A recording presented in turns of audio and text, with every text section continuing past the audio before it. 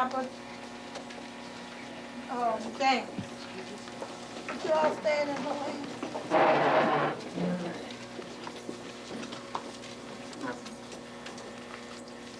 Our Father which art in heaven, hallowed be thy name, thy kingdom come, thy will be done on earth as it is in heaven. Give us this day our daily bread.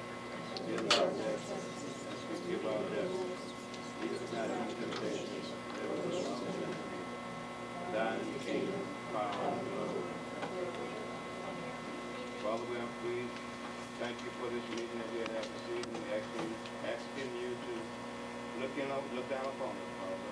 God, this meeting throughout, so that you can help us find out what's going on in this situation, Father. Find out where the contamination is coming from, Father. We ask these blessings in Jesus' name. Thank you.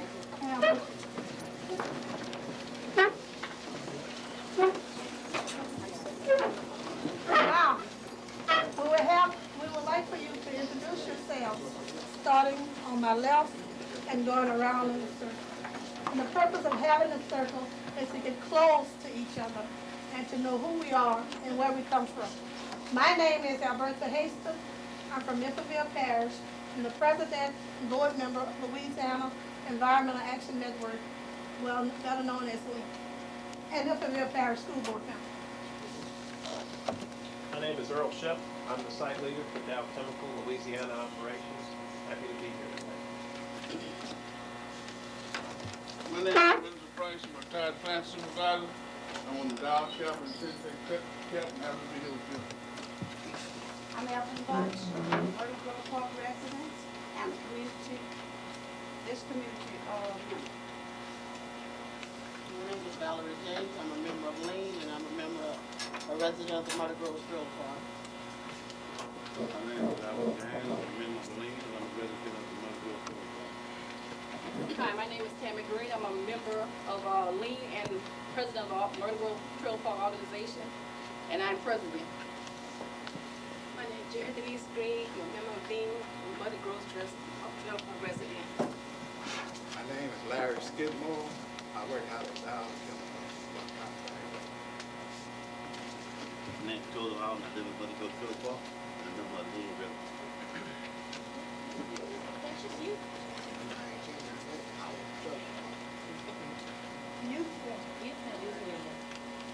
Emma DeVilliers, State Representative, District 60, which encompasses Iberville, West Baton Rouge, Ascension, and Assumption Parish. John Rice, I'm with Lean. Leslie Kirkland, co-leader of AWARE, Environmental Group here in Iberville Parish. My name is Kendra, and this is Jamisha Williams, a resident of Myrtle Grove Trail Park.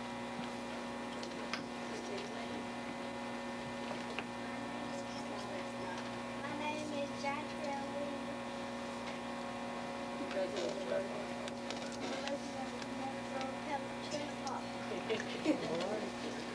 My name is Wilma Suber. I provide technical assistance to Louisiana Environmental Action Network, and I'm from the right area.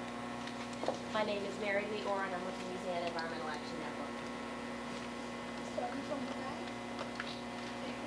My name is David Brown, and I'm with Louisiana Environmental Action Network. And I'm the other David Graham from Dow Chemical. My name is Chris Castro, and I'm the attorney representing some of the residents of Myrtle Grove Trail Park.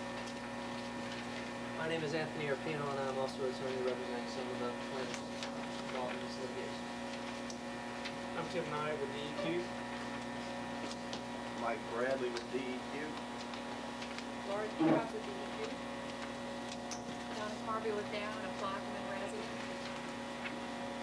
Gracie Hernandez, I'm a Dow employee, and I live one block over on Verona Drive. Linda Chambliss, a resident of East Baton Rouge Parish, and a consultant.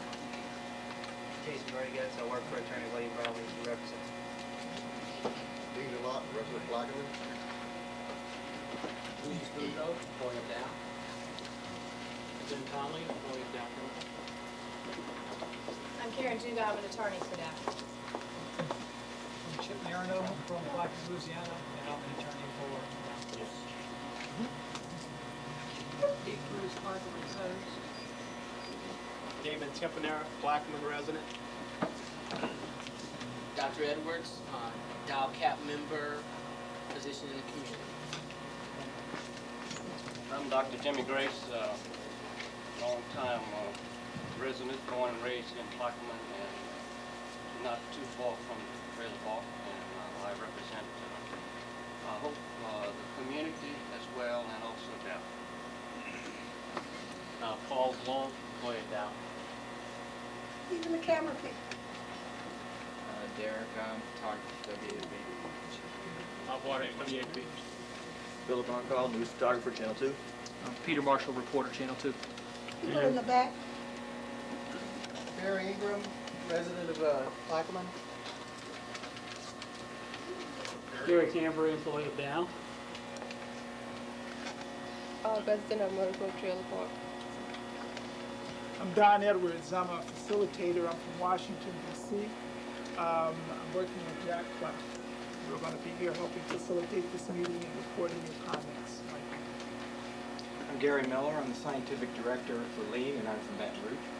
I'm Jack Clark, one of the facilitators. Okay.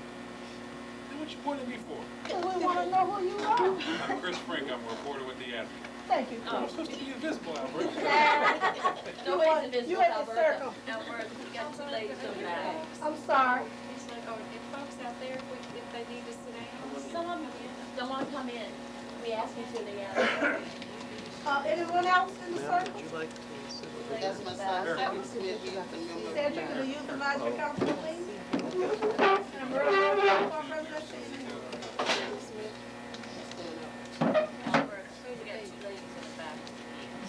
Two ladies sitting down? I'm Karen Doyne, I work with Dow. And I'm Renee Burma, I work with Dow.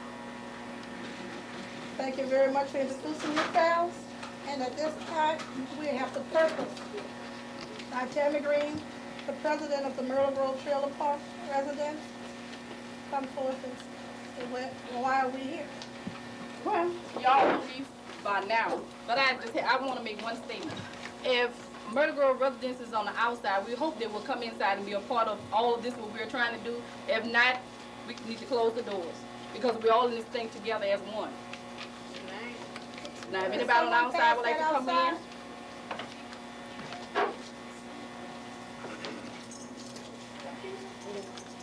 Or they scared of us, shy of the camera. Wherever, would you please close the door?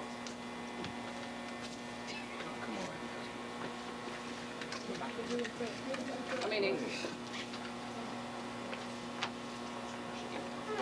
Come sit over here. Come sit over here. I'll sit You up wouldn't on be, the camera wouldn't be on you. Okay, go on. Be as comfortable as possible. Is everyone signed in? okay, the purpose why we're here, we want to discuss the groundwater contamination with the vinyl chloride, and we just hope to get some answers today about what causes, what is causing it, how can it be fixed, and not so who at fault, but try to give us some kind of idea of where to go from here. Thank you, Tammy. Yes.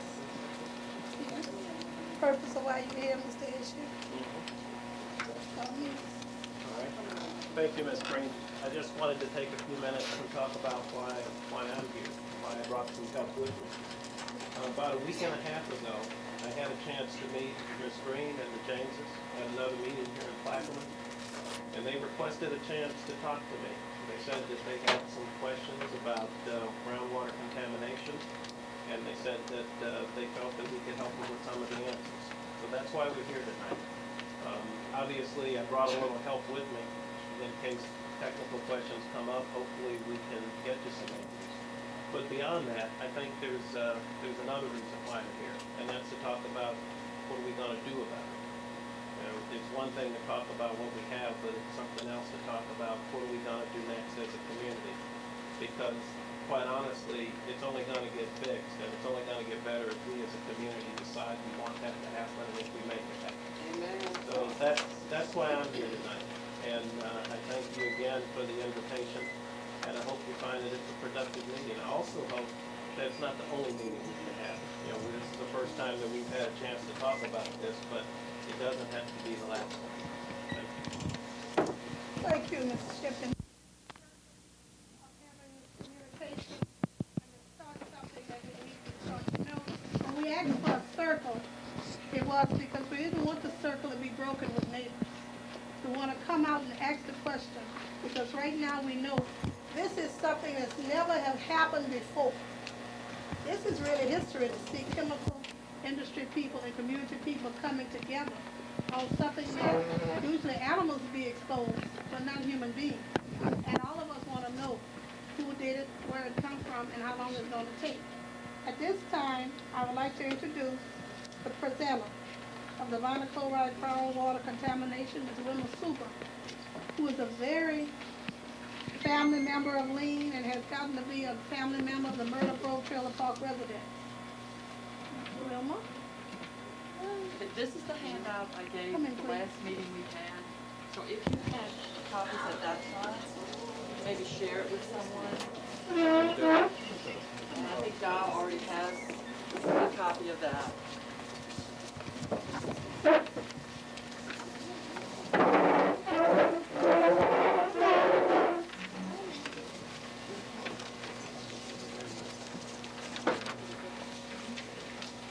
This event was initiated in the public phase in late March of this year.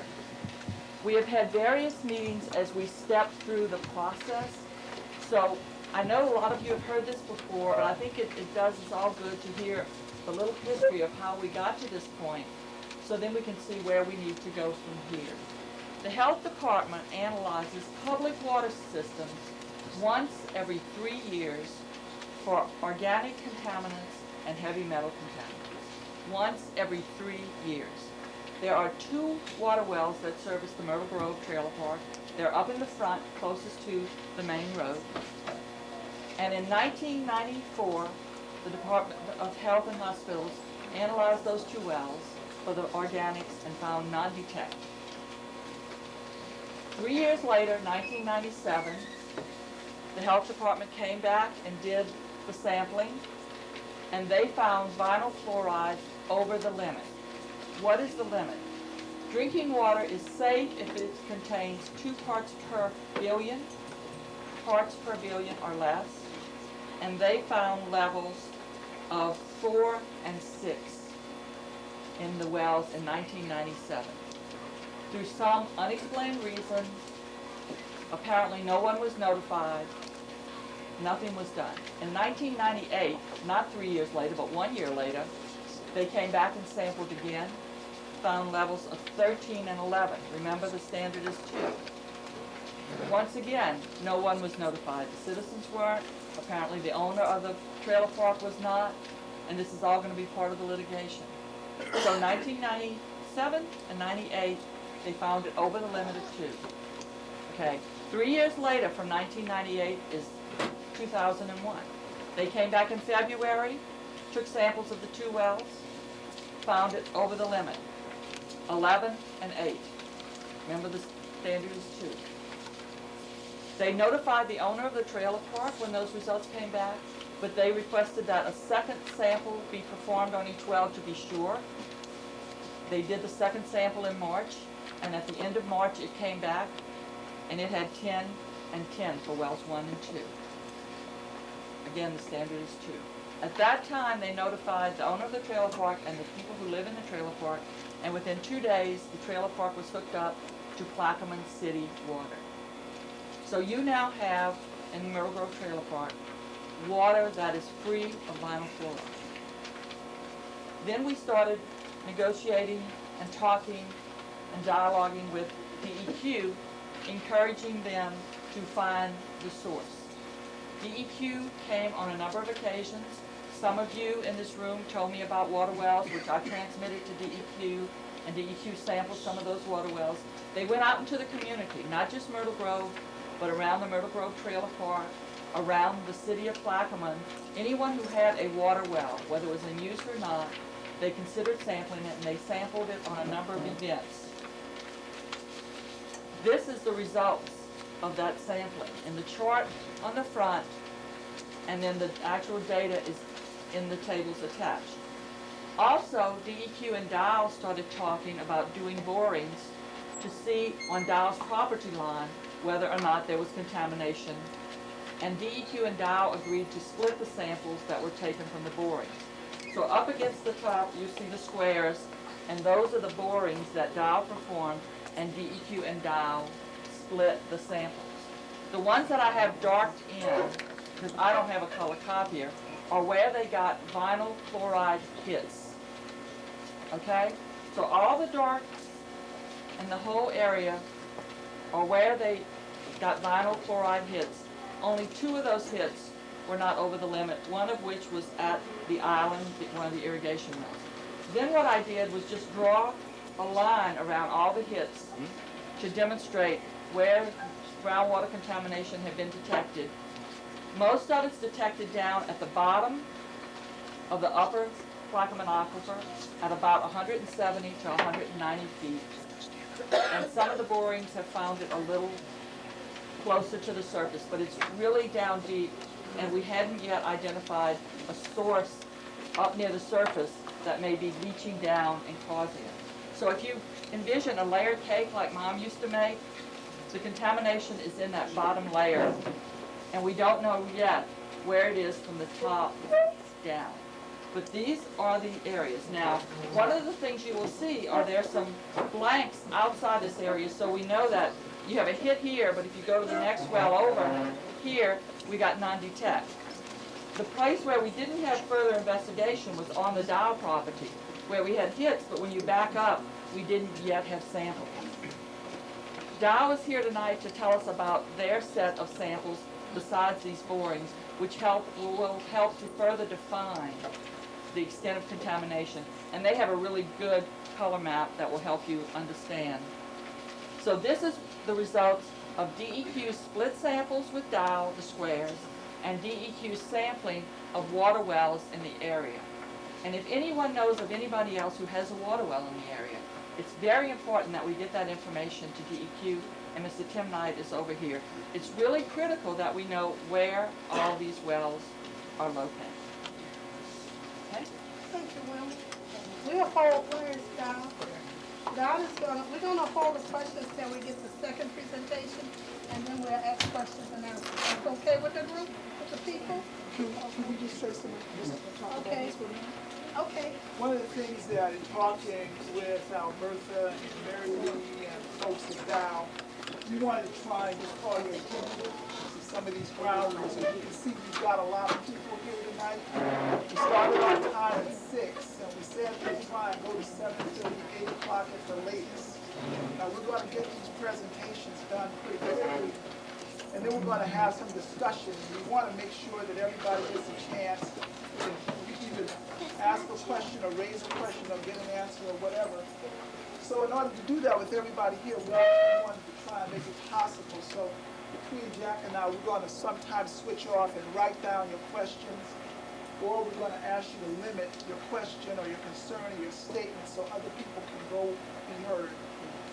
We're going to ask you just to always hold your hand so we can recognize you and not pop up, because then you won't have so much confusion.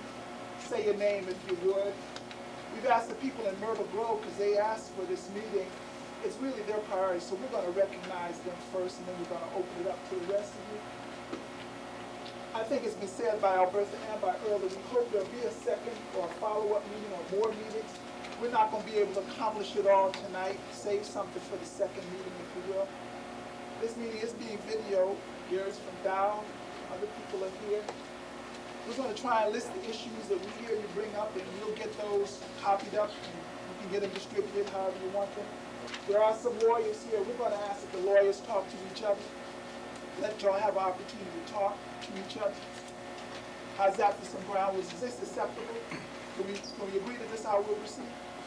I don't hear you. I don't hear an objection. Thank you. Moving on. Next presentation, David Graham.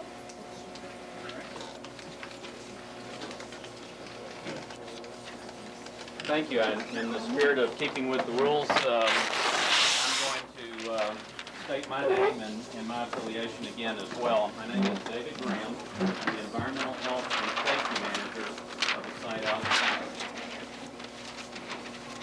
And we'll wait just a second as we rearrange some things here. It's interesting, Will and I did not confer on our presentations, but we're really doing very much the same thing in how we approach this. I want to take you through kind of a history chronology of how our sampling and efforts have gone and what triggered each of the events. So I'll go through it in that regard. So it'll be a build-up. You'll see new and additional information with each slide, but I only have like 8 or 9 slides. This is not a very large and long presentation. So let's start with the same point that Wilma pointed out, and that was late March. The only data point we had at that point was the fact that there was a report that Myrtle Grove Trailer Park had received information that they had contamination. In fact, Earl Ship called me at home and said, "Hey, did you see this information? What do you think?" If you get the next slide. What we talked about immediately at that point was the fact that we have existing monitoring wells all around our site, 32 wells to be exact. Some are in the shallow area, some are in the slightly deeper area. But the first thing we did is went back and checked our data. And we have 10 years of every quarter analyzing those wells that you see up there on the Dow property. And every quarter for 10 years, they have been clean with every analysis that we run. So our first reaction was puzzlement over where the contamination might be coming from, just as you're puzzled about it as well.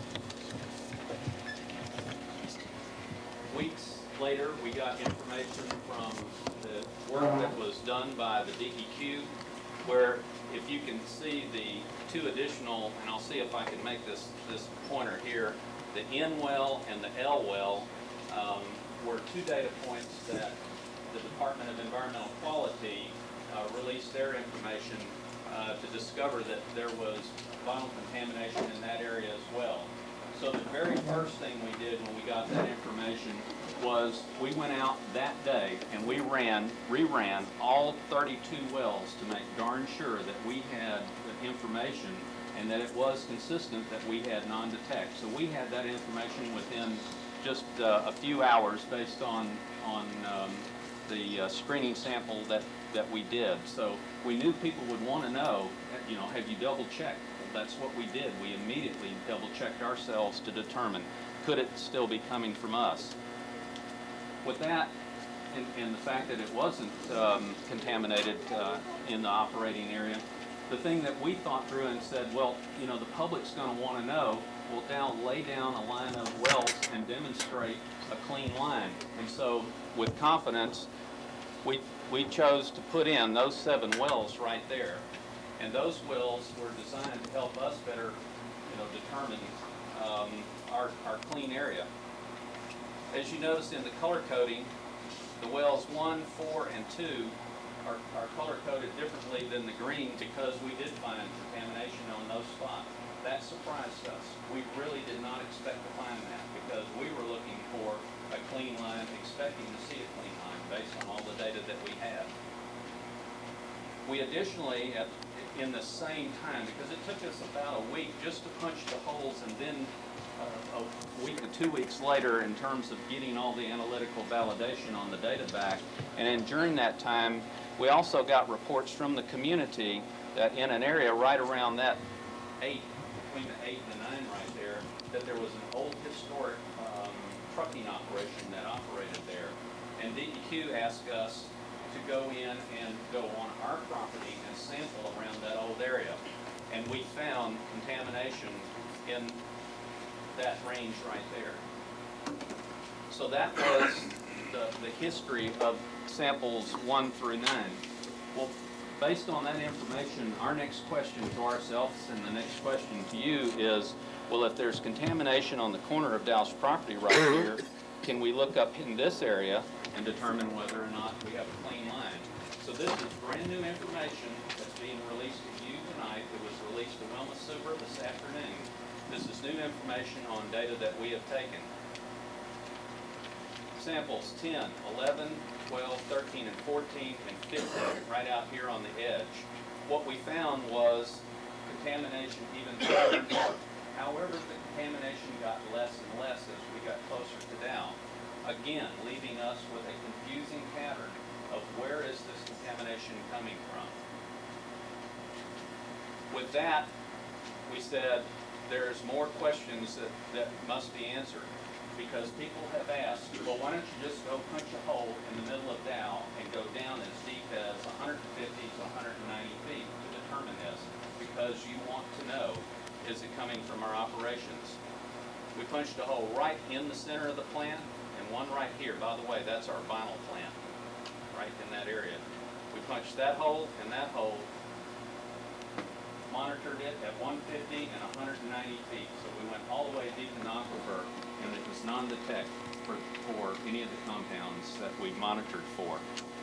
The last and final data point that we're adding here is we punched a hole over here, and it is somewhere on Dow property, which is this field area over here, but it was very near another well that DEQ had monitored that showed a high elevation of vinyl, and in that case we found I think it was 39 parts per billion in that area, so we found another high well similar to what we have seen in the past.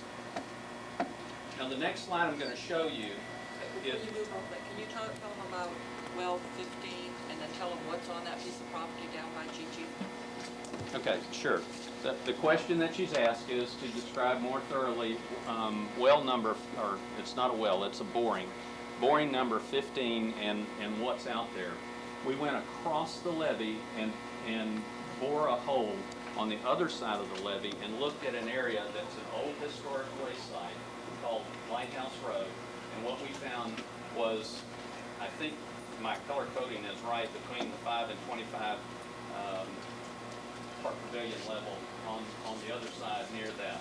Again, based on our analysis, very low contamination in what we found compared to the higher levels that we're seeing below us. The GG, the boring near GG. Tell them what's on that property. I'm not familiar with GG, so I'm 18. Oh. You said that was on Dow's property. It's on Dow's property. It's just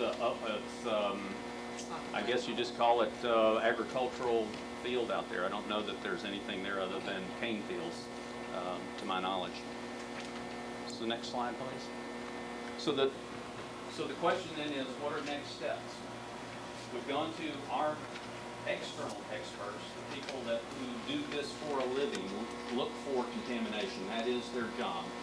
And they have, in their efforts, looked at this situation, and their advice to us at this point is you need more precise pressure gradients across that aquifer so that we can model. A model is simply a method that predicts if you go punch here, you should find certain concentrations, or you should find a clean spot if you punch here. That gives you a way to better precisely pick it.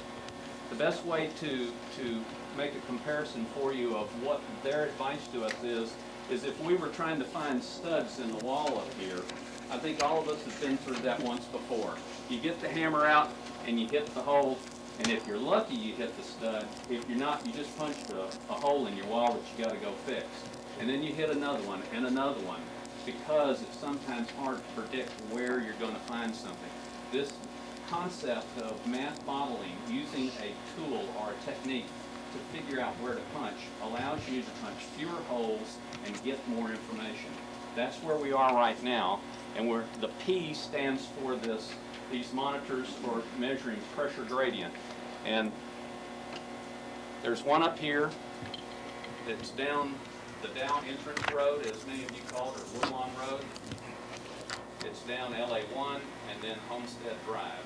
And again, we'll place all of these on Dow property, and we will begin to collect data back on that so that we can better predict where next to go with our search for this contamination.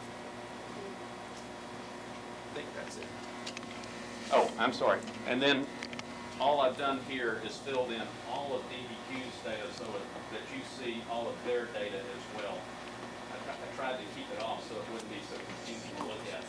We have copies of this for everyone in the room that we'll hand to you as you leave tonight, along with the actual hard data information, actual individual holes with each data point that we got from each of those holes that we're sharing. Could you give it to them as the meeting goes on so they can refer to it?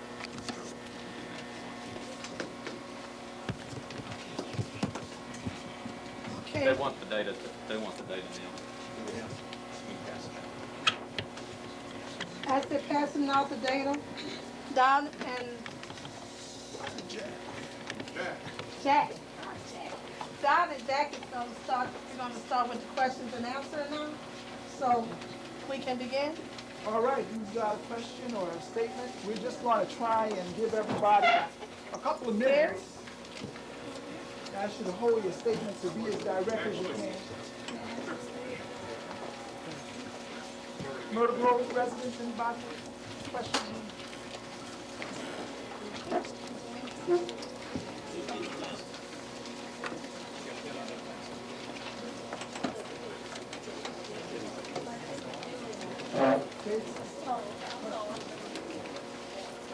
Yeah, they have.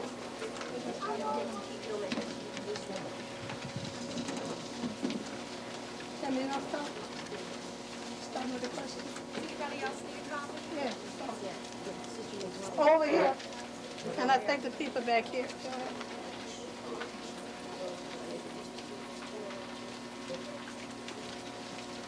Did everyone get a copy? Thank you.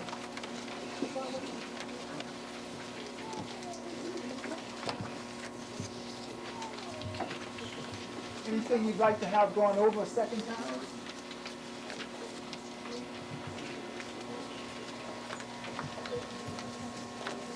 Yes, Leslie.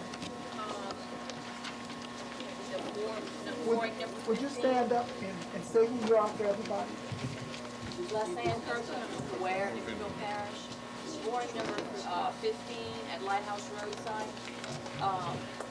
Lighthouse Roadside has been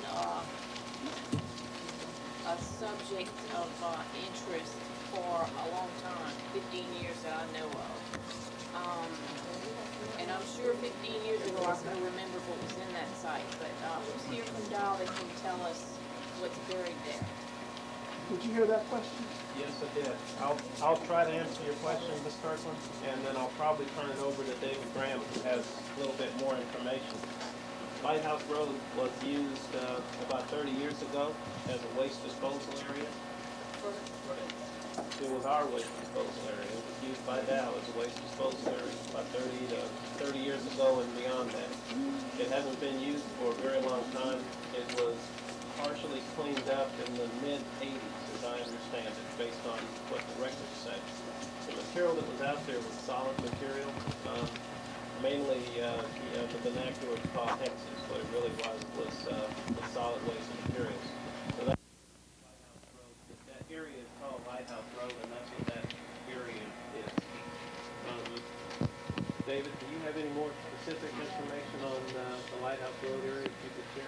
No, I think that's accurate. The point that he was making in terms of the partial cleanup was that within a few months of that being brought to our attention, that disposal area was out there, we went in and took out about 400 cubic yards of material is what I understand, and it was incinerated in our thermal oxidizer out at Dow. So the majority of the contamination was cleaned up somewhere back in, I think, the 1986 time frame. Don't hold me to that, but I think 1986.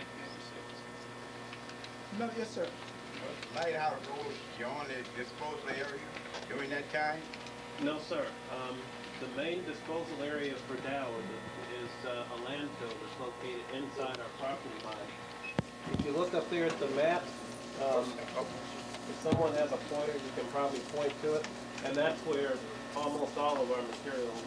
What about back of the levee, up in Morrisonville, where you go across the levee? Dow used to dump back there back in the days. There is an old waste dump back over there. Actually, there are two waste dumps back over there.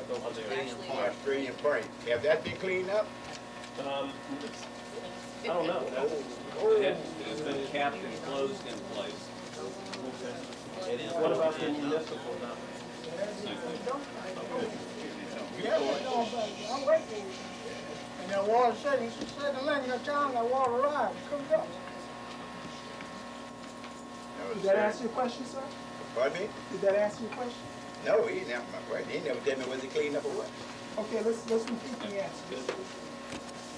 The term capping is where you come in and place a very impervious cap over the top of it, and you just encapsulate the material in place as being a method in order to hold and stabilize this material in place.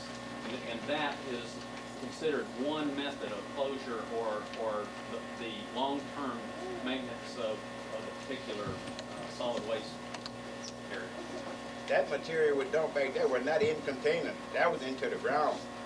That was not in containers. That was into the ground. That was backfilled with dozers, with new dirt. Okay, what about the water? The water goes to the ground. You got to go with the water. I do understand your point of water going down through that ground. I wish I had all of the facts in my head about what was in there, but as my understanding, most of this was solid waste, some of which is asbestos, which does not move in water. It will only move by being loose. So capping it, putting a very thick clay cap over the top of it, holds that material in place, and that's the safest way to permanently maintain a Yeah, but I wasn't speaking of asbestos. I was speaking of the liquor was dumped there. The reason I know it was dumped there, I was there. I've seen it. Yeah, I'm unaware of. Okay, you're not aware of it. You probably wasn't there during the time. David, to answer your question, What you got to do? it's still there. Oh, I know it is. Yeah, but you got it's fenced off right now. It's fenced off, Yeah, it's fenced still off there. with the What cap he, on what top he of it. described to you was the way you treat a site that you're gonna I leave in understand place. that. I understand It's still there. So what did you Now, say the name now of that? let me ask you a question to follow up with that. Is your concern that that might be the source of vinyl contamination? 9 out of 10. Okay. Okay.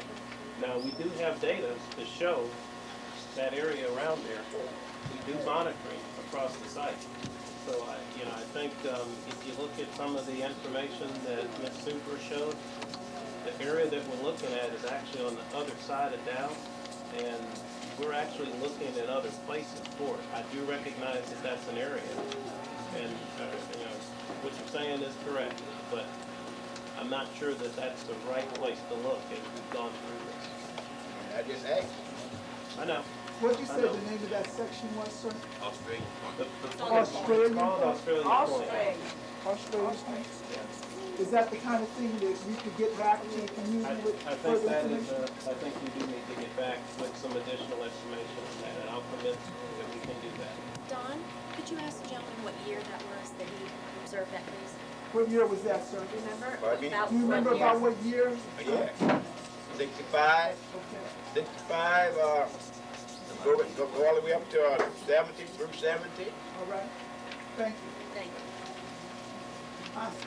Did you say, I'm sorry, so what was your name? Pardon me? What was your name, Mr.? Lawrence Little. Mr. Little, thank you. Okay. And would you say what? And I have a couple of questions.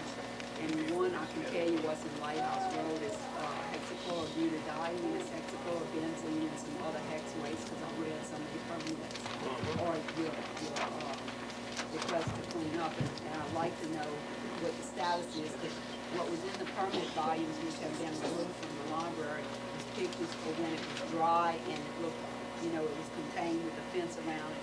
And I made these a couple of years ago come and take pictures where the water was up to the fence and stuff. And there was a plan to dig it up, a second plan to dig it up and put it in Northwest Landfill or one of y'all landfill. So I'd like to know a little more about that. And also, in '93, y'all had a Kirk spill from a pipeline when walked, and in 3 hours' time, y'all lost 761,000 pounds of Kirk to the ground and to the river. And I want to know exactly where that is on that map. I think it's a little above where y'all sampling is, the 12, 13, and 14, and why y'all hadn't tested there yet. Okay. I'll start with the easy one first. You're correct about the Lighthouse Road area. That is what's out there. We have filed a plan with the state, and it's still our intention to completely clean it up. Most of the material was cleaned up about 15 or 16 years ago, but there is still some residual material there. We didn't forget about it, but we are continuing to work on it. But that's still, we are still going to do that. And there is a plan filed with the DEQ in order to accomplish that. Go ahead. The way I understand, there's a very small window of opportunity when the river's down. We had two years that we had dry seasons where the river was most down. So I'm not sure how serious that is. And I'm not sure that's really the right way to clean it up, because what I'm understanding is when you stir that stuff, you have to be really cautious, and that the precautions that really need to be done maybe were not done when it was cleaned before. Well, and movement of it to the incinerator and that kind of thing that people were possibly exposed. We do know how to clean it up, and your caution is correct. When you do clean up an area, you have to make sure that you use. 1934, down on by Eagleville. And I could have drank the water for 20 years, but now the water's so filtered out there in the inner coast, you can't hardly live down there for the whole of it. That's true. Bad water. I ain't never seen that much of bad water. This is the intercoastal that you're referring to, sir? You're referring to intercoastal on down the valley. Oh, okay. Yeah. The District 3 water. District 3. Okay. Water source. They have a serious problem. I'm sorry, I'm not familiar with that water You'd source. like for you to check it? Another question. Is that another point we captured? Yeah. Okay, thank you. I think the man behind you has a question. Hey, I'm gonna get to you in a minute, but I don't think I finished answering Ms. Avance's question yet, and I would like to do that just to get closure. Ms. Avance, if you look at point number 12 and 13 on the map, and you go and you see the two green points to the north of there as you follow the river along, it's about halfway between those 2 points. That's where that spill occurred about 7 years ago. And it covered about 15 or 18% of that material. You'll also notice, it doesn't show on that map, but that's also where we put in a monitoring system to monitor, to make sure that none of that material got off site. And we know where that material is. It also is still there. How deep is the monitoring?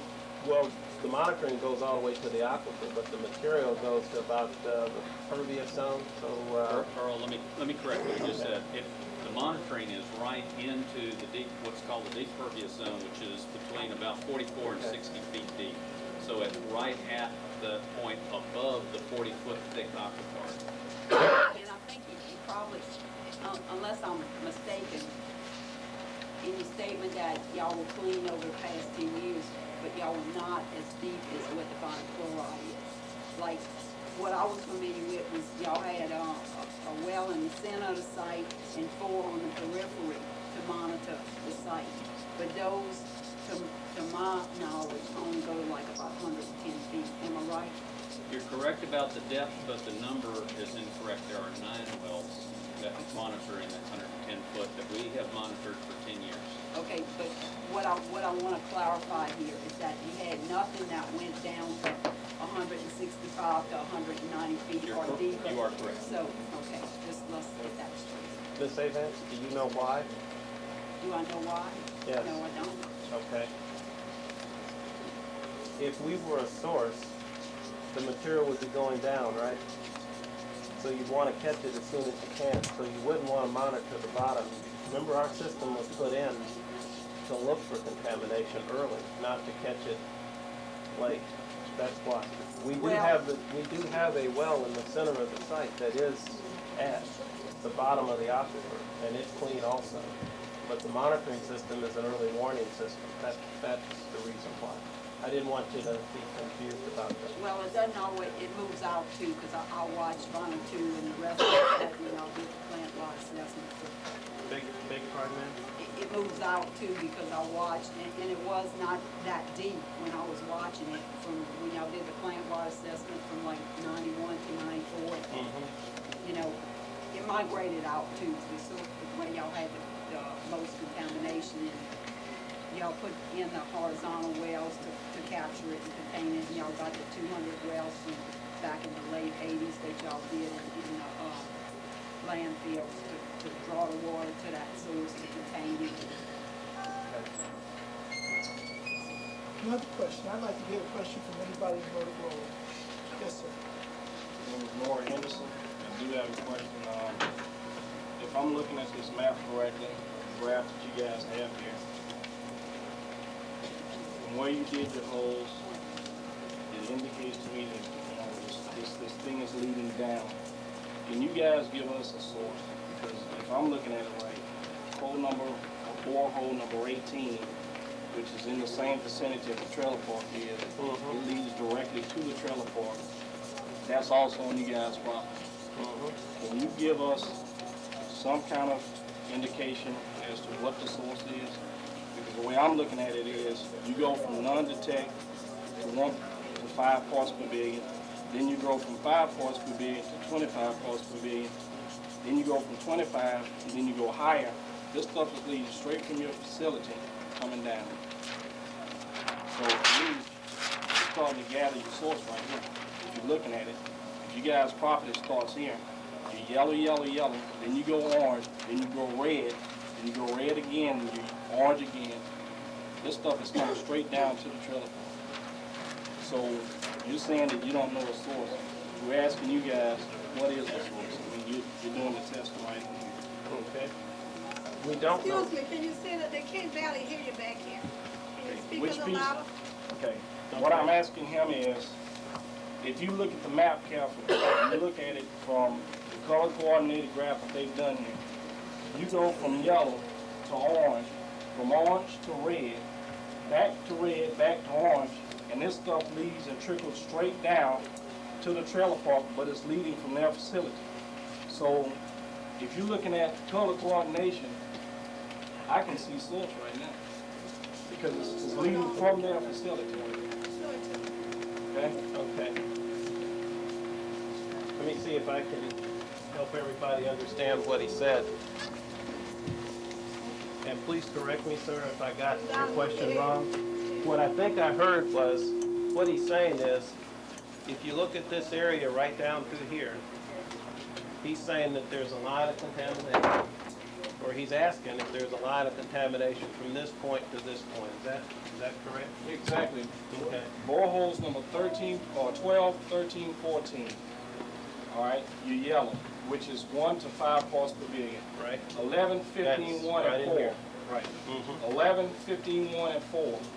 Or 5 to 25. But if you look, you go back to AA, you got 25. AA is right.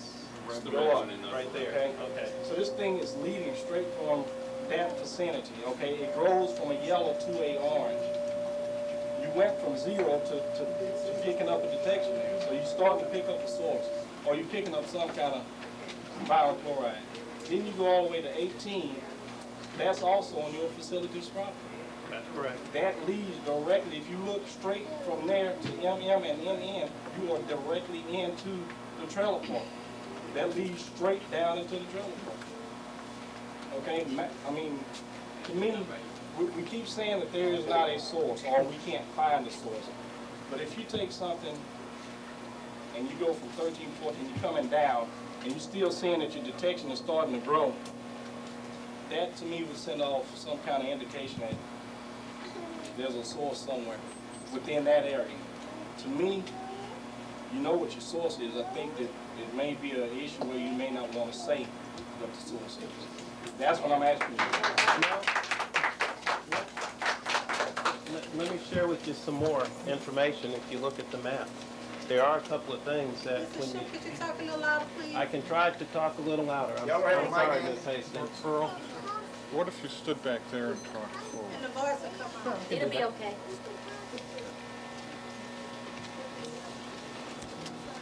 Somebody's gonna have to look at my back, so I hope you guys don't mind. Sorry.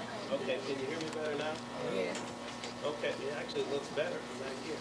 If you look at that map, well, first of all, when you start talking about sources of contamination, I think as a community we need to understand one really important thing.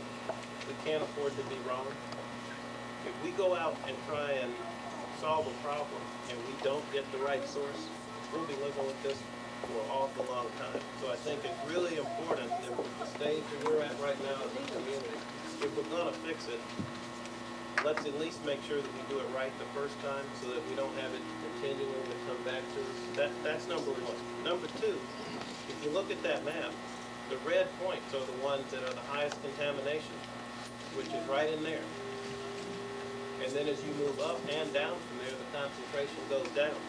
So that would say that the source is right there. Well, that doesn't make sense. It doesn't make sense if the source would be at that point in our community. When we first started looking at this, the first thing that we heard was in the newspaper. Unfortunately, not like you guys, but we read in the newspaper a few days later, vinyl contamination in water. Well, there are only a few sources of vinyl in the parish, right? So that's when we started our search. The vinyl source that we have is right there where the red dot is. That's vinyl 2.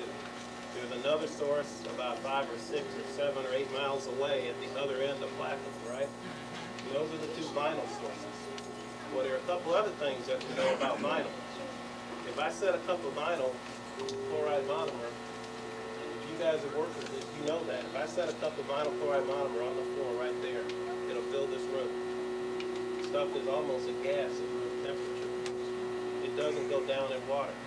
But we went and looked around the vinyl plant just to be sure. You can see from the borings that we did, and there's a whole bunch of other wells back out in this direction, but we couldn't find vinyl over there.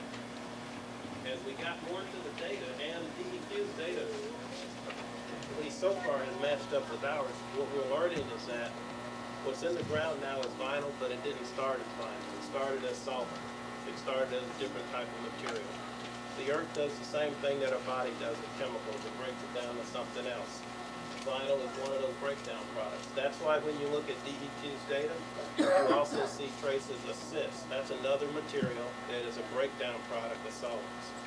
Now, the difference is where you have 2 main sources of vinyl in our community, you have a whole bunch of sources of solvents.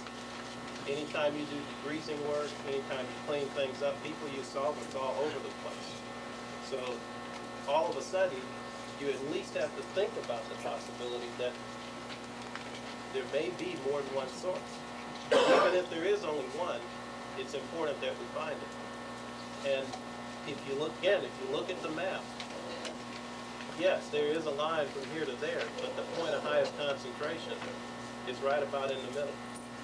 And that we don't understand. And that's why, at least from my point of view, I'm not at a point yet where I'm ready to say we got this solved, it's all finished, and we can go fix it, because the risk is that we still could be wrong. We're not talking about having to wait 10 years to go get data to find the answer and know for sure. But because we don't know for sure, I think it's important that we take a little bit of extra effort since we're already at this point. That's not an answer, but that's the way we're seeing it. I understand what you're saying. And when you look at the data, I understand how you could get to that conclusion. But the rest of the story is that there are some other things that we need to consider. Another part of it, if you want to say that the contamination is in this area, if we go with what you said, sir, the other part of it is that that area is about a half a mile long. And sources are not going to be a half a mile in length. They're going to be much shorter than that. So we still would have to go do some data analysis and sampling to try and determine at what point do we go work on cleaning up and remediation, because you want to try and get the problem down so that you really understand it, so that you can get it right. And my concern in this whole thing is that if we don't get it right, we'll never get, we'll have to always deal with this. Now, that's part of the answer. There's a whole lot more data if you want to go into details. there's something else about this. If you look at the borings that we've done in this area, particularly right in here, they're all at multiple depths. We used a very rigorous scientific method to do that. The samples that were taken of wells in this area, those are not at multiple depths. As Ms. Super will tell you, those are done at whatever depth the well is. So although you have data there, there's also a gap in that data because all the data taken from existing wells was taken at whatever depth that well is. And in some cases, the wells were so old, we didn't know what depth it was. We were just trying to get some information at that point in time. So I would tell you there is a whole lot more information we still need to get. That's why we haven't come out and said specifically what the source is. It's because we truly don't know at this point in time. We're gonna find out. And I've been telling these people that they have to keep working at it until they do. And I'm paying them for it, so I can make them keep after it. But we don't know right now. I saw two hands, you and... There was another one in the back. First of all, how long you been making vinyl chloride?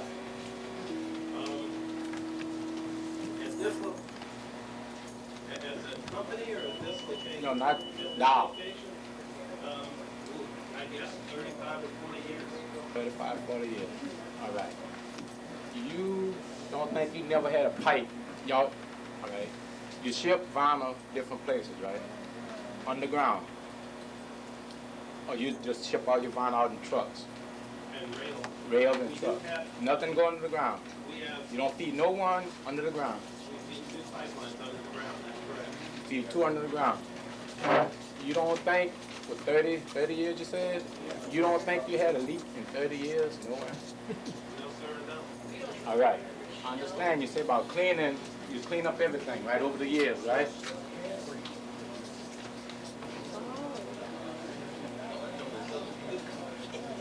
Back in the days, stuff went in the ground. You didn't have no lining in the ground. You had your ponds and stuff in the ground, right? I know you done dug a pond. You say you clean up everything. Right? All right. To me, the only way you're gonna make sure that you know you clean it out is that you had a lining and no hole is in that lining.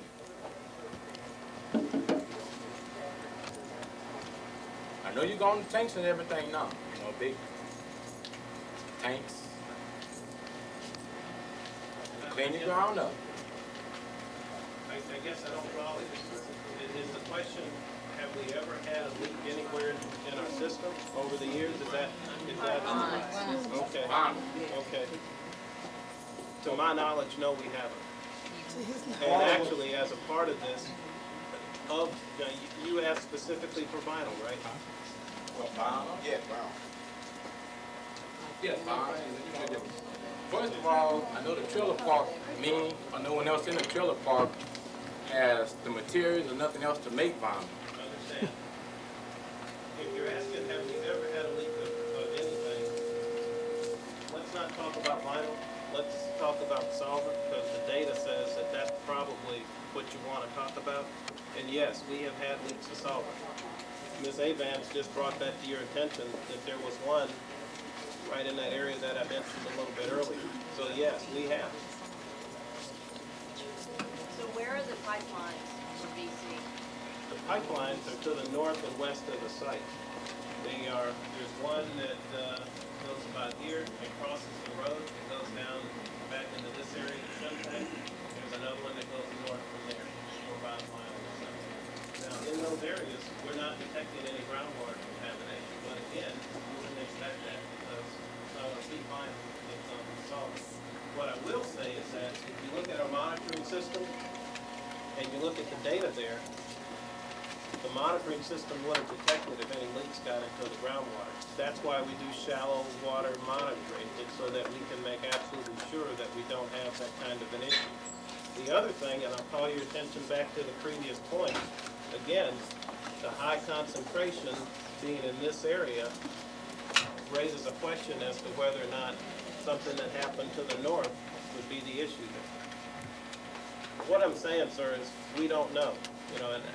And that's exactly what I told the gentleman here. We are committed to find out, regardless we're engaged in this, and I've told the community before that, you know, when we find out, we'll be part of the solution, either way.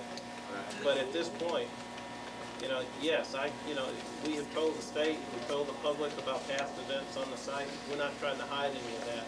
But what we are saying is that with this incident, we honest to goodness don't know. I wish we did. Samples. The samples are being did by DAHA and just D&Q? At this point, yes. And no one else. No one has else. the samples. No one else.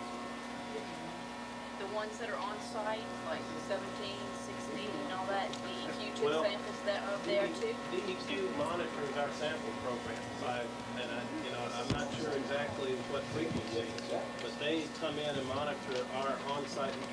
Did they split samples at those sites like they did for the 2 and 4 and 6 and all?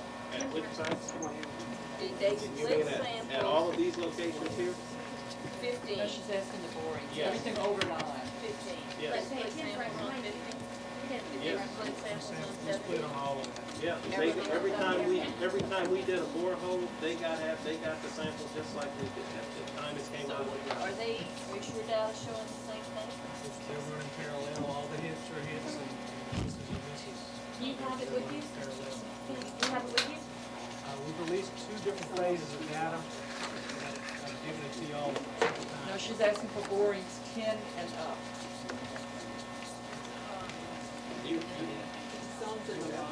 We're waiting on our data to get back. I want to recognize some other questions. Mary Lou Right, I have had a her hand up, question then that this ties lady. into Lloyd's. How do you get your vinyl from Georgia Gulf to Borden and Jordan? How do you get vinyl? Do you send them vinyl? I don't know what Georgia Gulf does. Do you deal with them at all? Not Georgia Gulf. No. What about Borden? No. Well, Borden, yes, we have a pipeline to Borden. That's and what I it goes wondered. from about here and it heads kind of northwest. Those lines, by the way, were tested in the last 3 months because we also had a question as to whether or not that might be an issue. And even though we know that it isn't vinyl and, that a vinyl leak isn't causing the problem that we have, we did test the lines and the lines tested good. This lady right here. Michelle? You still have a question? Well, you answered one of the questions as to how much longer will this investigation take? You've already said you don't know. How bad is it? What does the plume looks like?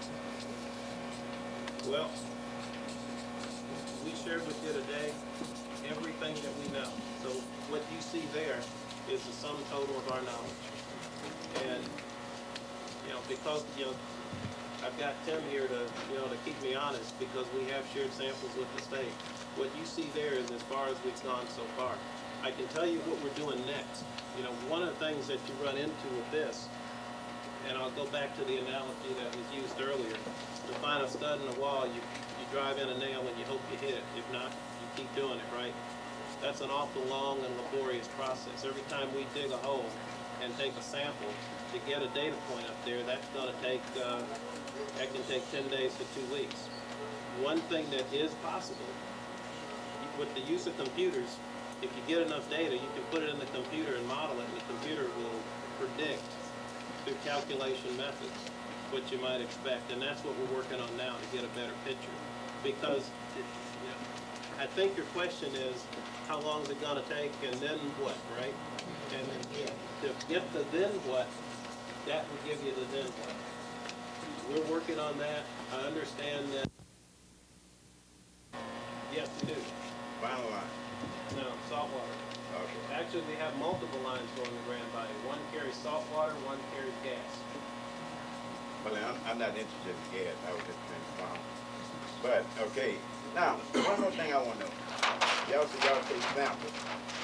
The our people be there. The EQ people be there. Just, what that's? 2 groups communicating together. Yes. Okay. Yes. Y'all pull the sample. Y'all give DEQ one. Y'all take one. Okay. DEQ gonna bring it back to us. What y'all pull. right? Yes, they've released data, I think, 2 times so far. And the only person that's there is DEQ and you all. Okay. Huh? So you don't trust them? Hey, I'm not saying that. It was you said. I'm not pinpointing no one. I want out on that. I just want you to assure you that this has been, That's like this man talking about. I done seen him a many times come down there with spring, dipping that water out that walk by to check it. Like you said. I mean, what's going on? I just wanted to respond a little bit to that and assure you that this has been an open process. In fact, Liz Avant visited the site out there and I said, Liz, the only thing I require that you do is put a hard hat on and safety glasses. She said, if you won't take my photograph, I will put on a hard hat and safety glasses. And she went out and watched the split of the samples between DEQ and Dow. This has been an open process. It's been there for anyone to observe. We're doing this by the book, by the rules, and everything is available for anyone to scrutinize. When Liz didn't get a sample. When Liz didn't get a sample. when y'all take Well, I'm going to throw this out as a proposal, not that we have to do it, but just for discussion. You know, if you guys in Myrtle Grove want to see samples being taken, we can arrange for that to happen. That is not hard to do. We're not, at the end of the day, you know, it's, I mean, what we're doing, it impacts everybody. What they want would be to finance their own sampling and not to depend on yours and DEQ's. Initially, that's what people really want, but they cannot absorb. We can, And to have Liz watch a sample is not the same as to have Liz get a sample. Be able to test it. We felt it was appropriate if EPA would be on site as well. Tim, have you had any, or Mr. Schiff, any discussion about EPA being on site when you were doing this? oh, yeah. We haven't talked to EPA. We have worked through DEQ. So DEQ.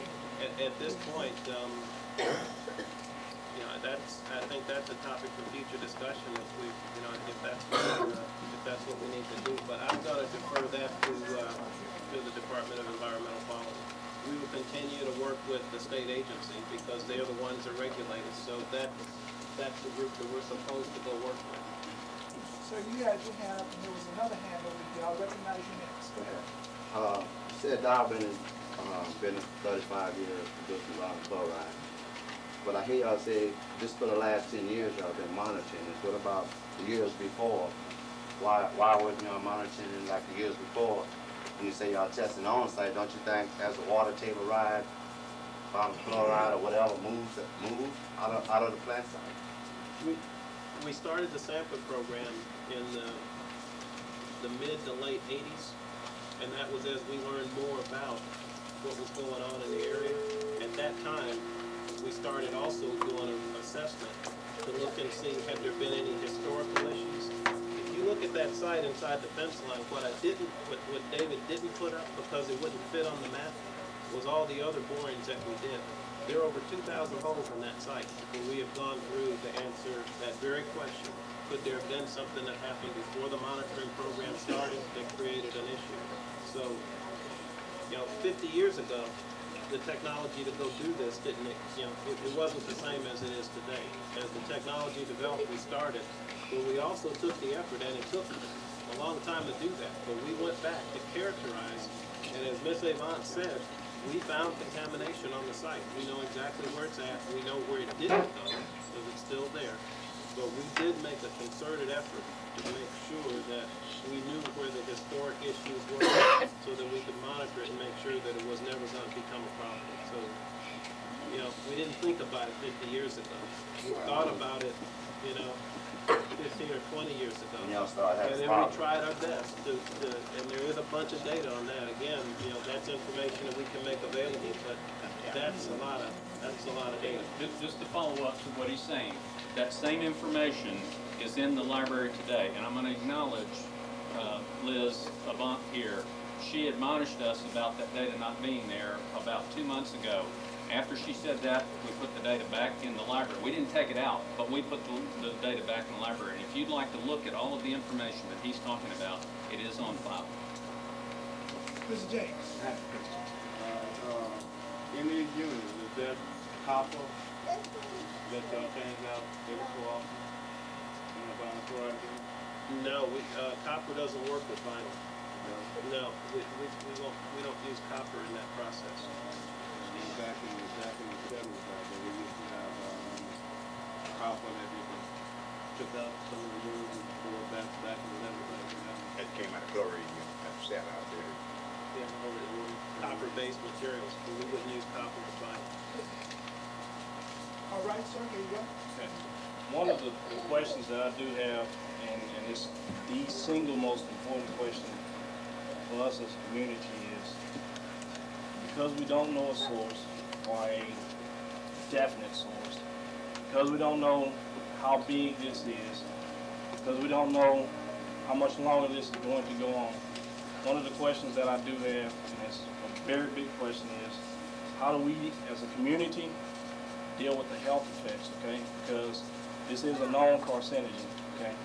So when you start saying that you have things such as vinyl chloride, which is a known carcinogen that can affect your liver, etc., how do we as a community deal with that? Because we can go on and we can investigate until the cows come home, but we still have to deal with this because we've been exposed. Exposure is exposure, okay?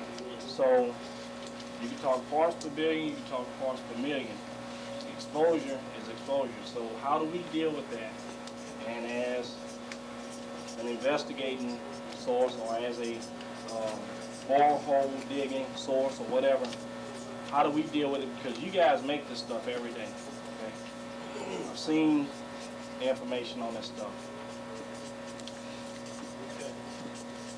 If you've seen the information, like the data sheet that talks about vinyl, there's a lot of information on vinyl chloride and its effect on human health. The challenge is that, to be very honest with you, we never imagined this kind of situation. And I'm not talking about just us, I'm talking about everybody.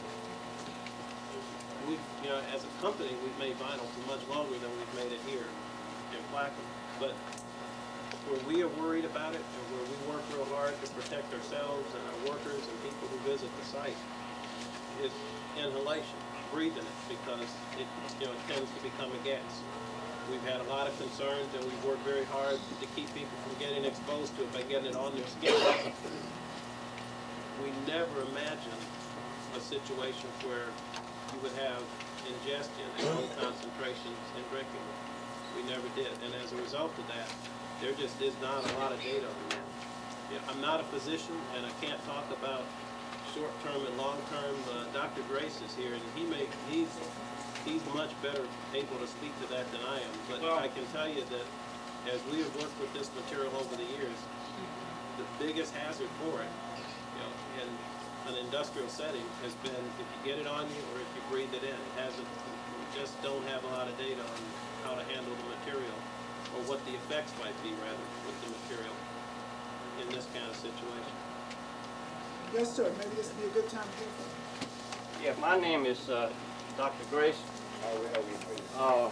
and I certainly appreciate the opportunity to speak. I was born and raised here, and I live not too far from the trailer park. I have a well at my house, as does two of my sisters and two of my neighbors, and we've all been checked, and we do not have vinyl. I have to preface my remarks by just giving you a little tiny bit of history that I've been associated with industry for 33 years, and I wear two hats. First, I wear a hat to take care of people like you all and the workers and so forth. Then I wear a hat to help the plant, and they look to me for advice about health issues. And so I have tried to balance these hats. If you came to see me as a patient and you asked me about this, I would have to tell you, based on my experience of 33 years of dealing with people who have been exposed in the workplace to vinyl, I would tell you that I don't think that you have anything to worry about. Because in all my years associated with Georgia Gulf for 33 years, and on the coattails of Dr. Curry with Dow, and more recently, more involved with Dow, in my experience, we have never seen a problem associated with vinyl chloride. Now, you would do that by looking at me? I would try to reassure you that I don't think you have anything to worry about. And I would like to allay your fear as well as the fear of the people here. We're gonna recognize you. Are you done, sir? I would like to address that question to Dr. Just because you've been in the industry for 33 years, you think that's a sufficient answer? I can tell you that in my experience, I have never seen a problem with people who work in the industry. This is my experience, and this would be my medical opinion and my medical statement to you. Anybody else who came to see me, we have not had the problem. Yeah, if I was getting your check, I'd get up there and say that too.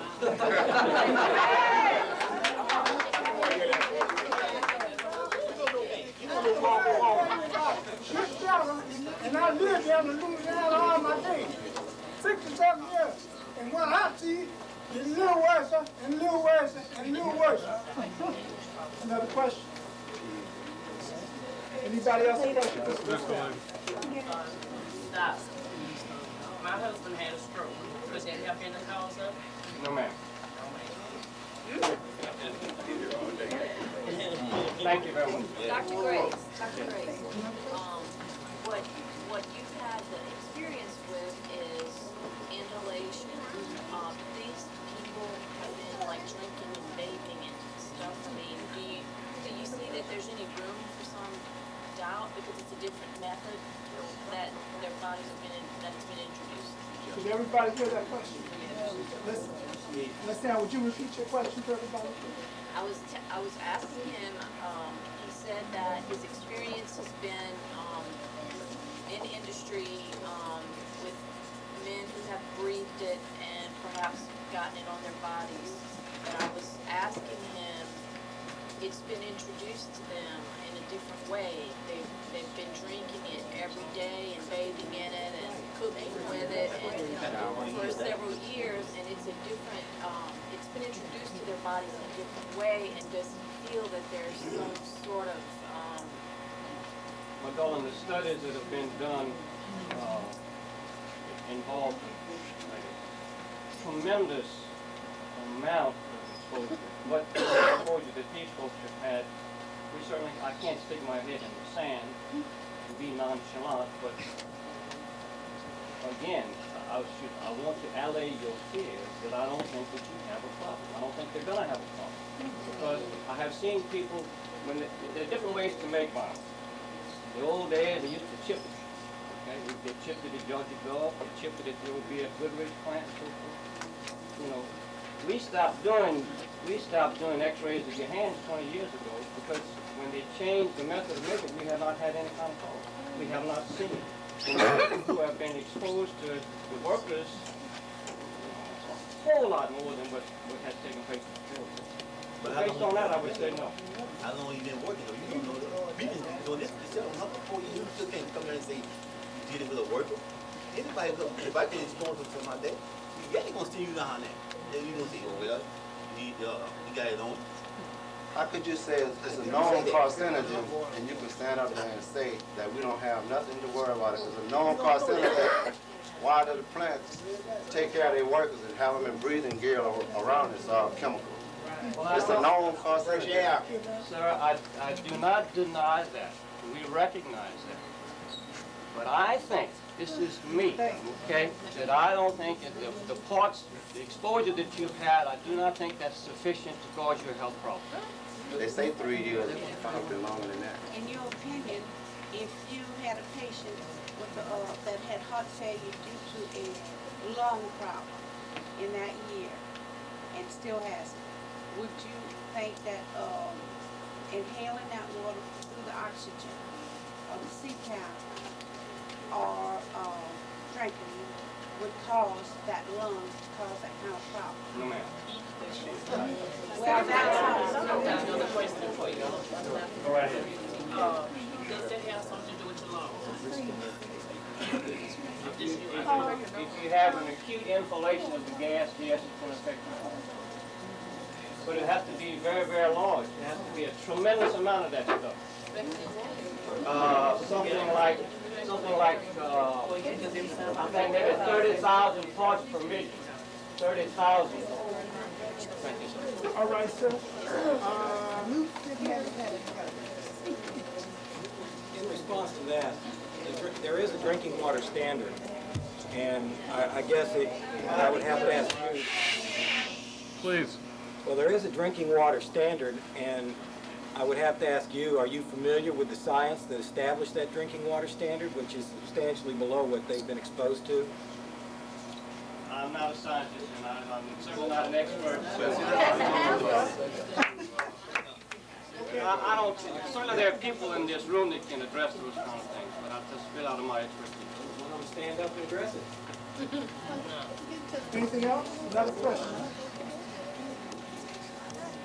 It's about 7:30. We've got about 30 minutes left. We have This lady recognized. right here. I just have a question for, I'm Emma DeVilliers, State Representative.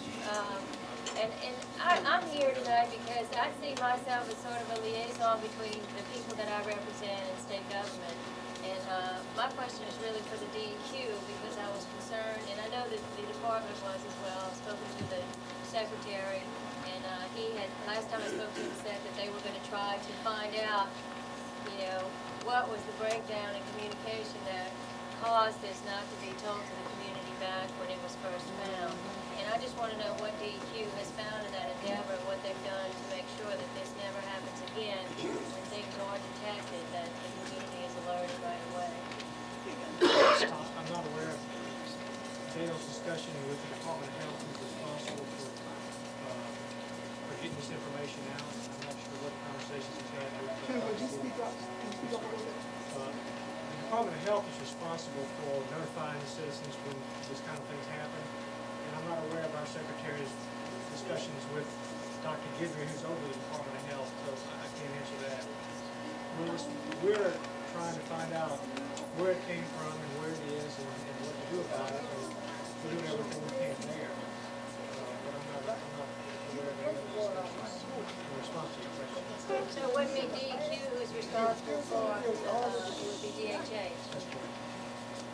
And then you have not talked with them with regard to how do we prevent this from happening in the future? Another question? That's it. Well, boring number 15. That's a hex waste site. When you guys tested for the VC there, did you test for hex? Hex is insoluble in water. It's a solid, so you wouldn't test for it the same way. We were mainly testing to see if there was the same kind of contamination there as we were seeing in other places. So what would you have to do to test to see the concentrations of the hex waste that are still there? How deep is that, David? How deep is the contamination at spot 15? Approximately? Lighthouse Road. Lighthouse Road? We found the contamination at 110 foot, none at 150, and then again at 190 feet. That was the Highest liquid. value That is was 90. the liquid. You were asking about the shallow waste. I was asking about the hex I waste. think it's no deeper than about 40 feet. 40 feet. Is the lowest level we have detected any contamination My next below. question is, you guys have groundwater contamination all over the site. This, you know, the VC and the arsenic were found because I suppose they were the two of the things that were, you know, in the perimeters. But since you have groundwater contamination all over the site, I think that it would be a good thing if you had a list of all of those chemicals, and those chemicals were also tested for in these same wells, because potentially these people could have been drinking any other number of chemicals that might be leaching from your site. The majority of chemicals that we produce are in the list of chemicals that are analyzed for when you do the analysis. The majority of them. Majority of them. Okay, well, we need them all to be done. That's a request. That's a request to get them all done. Well, Ms. Franklin, some of them don't make sense to do. Like a plastic pellet isn't gonna get in drinking water. We don't sample polyethylene in drinking water. We'll let you go For with plastic example. pellets. Okay, thank you. Another question. David was trying to be very precise because he knew that you wanted a precise answer. But if it's a material that can get in water, we're looking for it. There are materials we make that, that are not, such as polyethylene pellets and engaged products. Question here, then you, sir. Well, certainly the health issues are the most important issues, and I guess this isn't quite the forum to address those, but at some point those are going to have to be addressed. But that's not my question. Can you tell us what pressure the vinyl chloride is delivered to Georgia Gulf and Borden and Shintech in the pipelines? No, I can't. Probably 300 or 400 pounds per square inch down the pipeline. It's much lower than that. It's I don't lower know than the exact number, but it's more like about 25 pounds. Okay. Well, it's closer to 100. Can I go back to your first comment? Yes, please. Can I ask the question?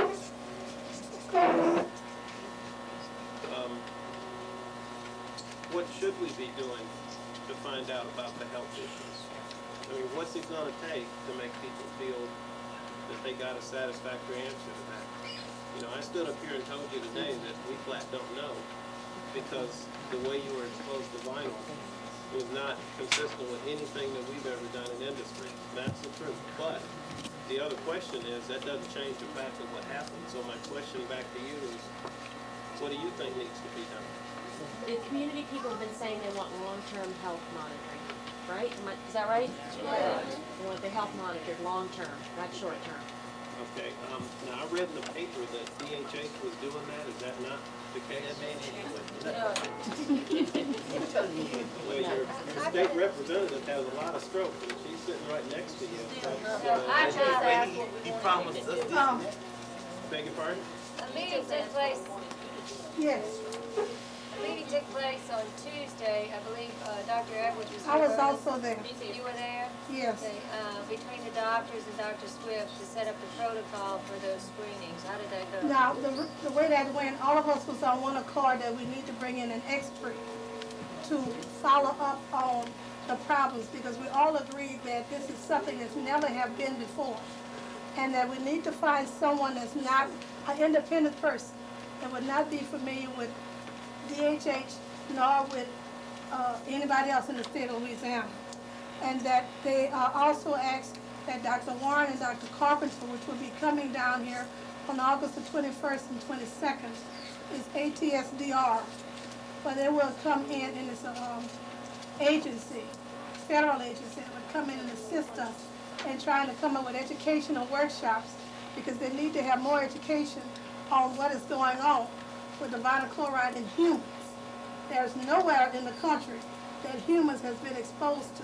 So it's an unblank decision, and at that, Dr. Grace was there, Dr. Edwards was there, and myself, and it was a conclusion that we need to bring in an independent study and an expert to find out where we go from here.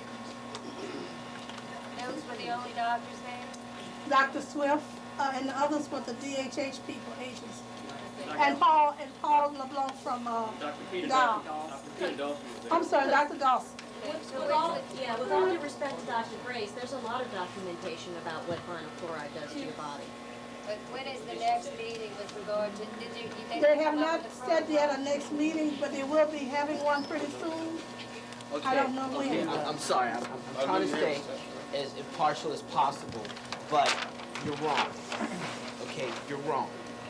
The residents of Myrtle Grove were exposed to water in their activities of daily living. It was not an occupational exposure, it was of activities of daily living. There is no study except for one, except there is a study in Kansas City where, because of the process of how the PVC pipe was manufactured prior to '76, there was leaching of vinyl chloride monomer from the pipe into the water source.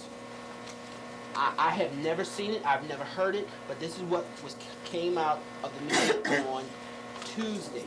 However, if you look at how the vinyl chloride monomer was exposed in Myrtle Grove Trailer Park residents, there is no study.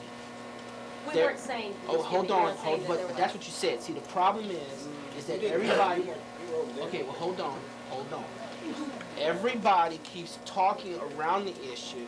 The bottom line is this, is that there is no study where water, the common element, had a contaminant that by raw estimates was exposed for 7 years.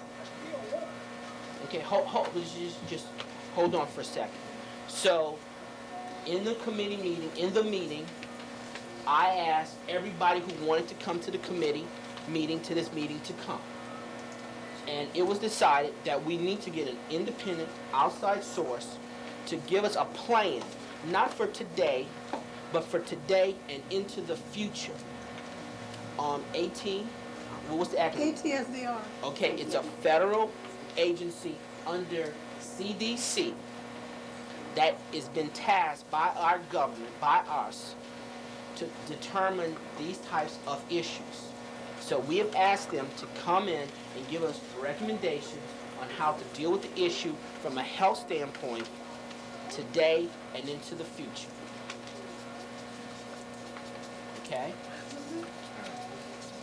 Okay. Yes, sir. Going back to the lady's question here, did you guys talk at all about timing or anything, or is it premature? Okay, that's a very good question. Yes, we did talk about timing. The truth is that medical research, medical technology today cannot render a particular screening test that is non-invasive, that's easy to reproduce, to give us an idea of who's going to develop problems long-term from vinyl chloride monomer. The other part of this is this. Vinyl chloride, had it been ingested, had it been exposed to the body, probably has been metabolized out of the system within, you make the call. No one knows how long it takes vinyl chloride monomer to oxidize or metabolize out the body. But in one particular source, urine, it takes about 96 hours. So there's no way to trace it today, right now. With all due respect, I'm not disagreeing with you. What I'm telling you is that I didn't agree with the position that our folks feel, and they can speak for themselves, that there's a potential health risk for them. They've been exposed for a long time, and you're absolutely right. I've been doing this for 15 years, and I've talked to a lot of people all over the country, and no one's ever heard of an incident like this. Unfortunately, there's no documentation. That's why these folks are saying that they want long-term health care. Okay. But what we are saying is that, wait, just let me finish, please, sir. I was kind enough to let you finish. Is that the other physician was saying they didn't have cause to worry. We're saying from the documentation that we do have about vinyl chloride exposure in the more traditional manner that you're speaking of, that we feel there's definitely cause for concern. They feel there's definitely cause for concern. So we're not at odds here. I just think you're talking about one thing and we're talking about another. So I agree with you. No one knows what this kind of exposure has done because, to my knowledge, anybody in this room can correct me, no one knows of any other incident like this anywhere else in the United States. Or the world. Okay, so a couple Can't go of, to the world, but I'm thank sure you in the very United much. States. A couple other questions. We want that question, and then this lady right here has a question. Liz, I see. I just also wanted to point out, if you look up in Irving Sachs' book, all the toxic chemicals, all the toxic chemical reactions, he does say that vinyl chloride can be stored in fat. So to say that it can be metabolized in 96 hours, I'm sure that's true. But to say that they have no fear, or standing up and allay their fears, they can still be stored as fact. And that's the fact. All right, this lady right here.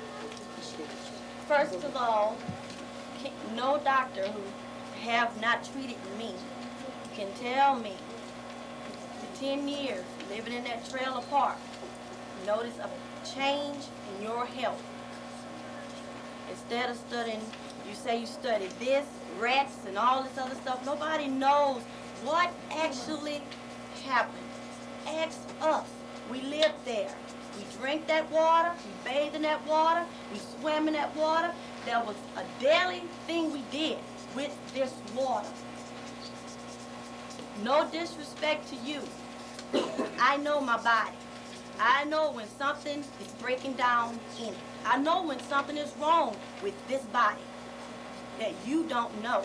And as the trailer park, we know, we talk. We discuss things among ourselves that nobody's taking the time to say, how do you feel? What's going on with your body? Nobody else knows but us. Amen. All right, That, not finished. Because from day one of this incident happening that we were exposed, all I keep hearing is, we don't know. We do know. We have feelings. We know exactly what is going on. And a part of it is, nobody wants to take the blame because then you're stuck with it. You are going to have to pay the cost of what happened. So, the thing is, we're going to hold these poor old people long as we can until somebody actually dies from this. And I'm saying it because I believe I've been exposed to it 10 years. And I know what's going on. I know about my community. I talk, I write. I have a database. And I keep accurate information. I spend all night since this happened, nearly a year ago, since this happened, books, libraries, internet, all these studies, it messes with your system. So no disrespect to no doctor, no working at Dow Chemical, whoever your names are. If you want accurate information about what is going on with us, ask us. We know. And yeah, if I sound angry and if I sound a little mad, it's because I am. Because this is something that I didn't choose to happen to me and my body. So I want to go down a record by saying I asked the question and I'll keep on asking it until somebody decides, hey, we're going to give that lady, Michelle Ubri, an answer as to why this happened, who did it from DHA, who promised us all kinds of information, and we've never gotten anything from them. Oh, we're going to do this to help you out. But guess what? I don't have that information still. And another thing, guess what? I speak highly about my children because I love them. I spend every night with them, and they are sick. No disrespect again to any doctors, but I know my children's bodies. I know how I brought them into this world, and I know all about it. I know the changes in their mood swings and other little things. So I'm saying, quit telling me. I am tired of hearing it. I don't know. I hold anybody who's responsible for Dow, DHA, DEQ, I'm asking God to hold all of y'all responsible until somebody gives Michelle an answer as to why. I don't want to go to another meeting. We still, from A, B, B, B, C, C, 12, 13, and 14, we tested this well and that well. It's from somebody. Somebody knows. And I'm going to pray to God tonight. All I could go till I nearly pass out. Somebody's going to talk and say, we saw it. This is what happened to your community. So again, I'm holding y'all responsible.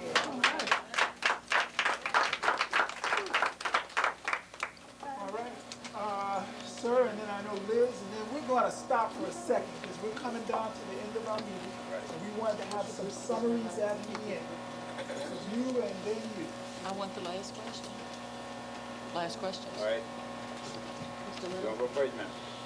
No, I got Okay, vinyl chloride used for to make rubber, right? Is that rubber thing? It is made for to make rubber. All right, in Wilbur Trailer Park, I don't think we have nothing over there to make rubber with. But we have rubber into the bathroom. The line going to the bathroom. Like your main header, your sewer line, going there. It's plugged with rubber. Why is that? The water. No, you mean just the pipelines going through the trailer park and in your house, or are you talking about something else? No. Like your house. Your lines under your house. Yeah. Your sewer line. They get plugged. You go down and look for to check them out, see what's wrong with them. There's power with rubber, say like 10 foot back. Solid rubber. Inside the pipe? Inside the pipe. Can I ask where you get your water from? This is the Plaquemine water supply? We ever trailer park, yeah. We ever get the water. We ever had their own well during the time. I can't answer that. Did you keep any of it? Did you keep any rubber? Yeah. Oh, yeah. You got a sample of it? I don't have it here with me. Well, I Yeah, I'll get you some. have a sample. I'd like to get it, to look at it and see what it is. I can't answer your question here without knowing what it is. Vinyl chloride do make rubber. Well, vinyl chloride makes what you're sitting in your chair. Rubber, 50 feet. What is that? The plastic, It's a rubber material. It ain't got any cooking in it. I mean, I'm gonna get over to some. Okay. All right, next question.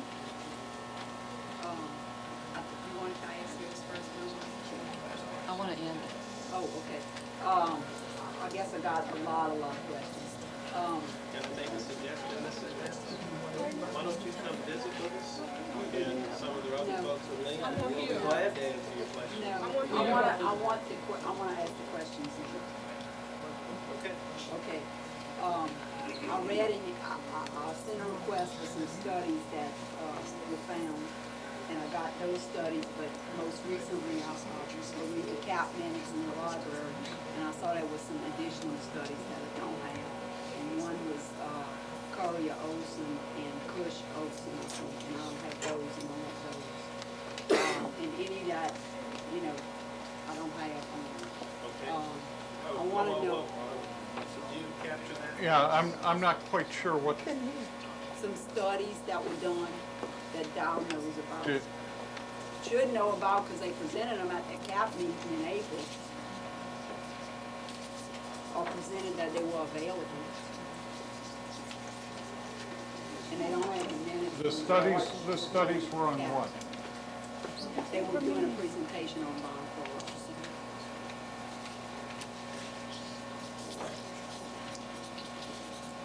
So you're saying you want a copy of these studies? Yes. All right. You have another question? Yeah. Well, you're just writing it down, so Okay, well, you can show me where it is. There's an older Bonner unit, Bonner 1, which I think is on the riverside, but y'all so big, I kind of get y'all units mixed up sometimes, so I want to know where Bonner 1 was, or is. We'll show it to you.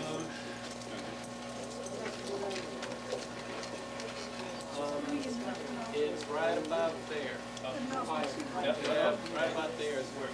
What that is, Behind Gion or Poly 1? Yeah. This is where Poly 1 is, and I think it was in this area, general area here. I can get you a better location. Did y'all supply these to the equipment on Poly 1 and Gion? Did y'all supply one? I don't know. Right then I can find out. That was before my time. I'm pointing directly at the Obama plant. Behind the Okay. tank on. Thank you, David. Okay, and stay over there, David. Been a while. When y'all did the plant-wide assessment, y'all had some PVC around the rail thing, where was that? I don't even know the answer to that one, I'm sorry. But we'll get the answer for you. If you write it down, we'll get it for you. The major sources of the contamination that you're focusing on to clean up, that needs to be documented so people can see that too. I mean, and you mentioned this too, when our. It's really the corrective action study.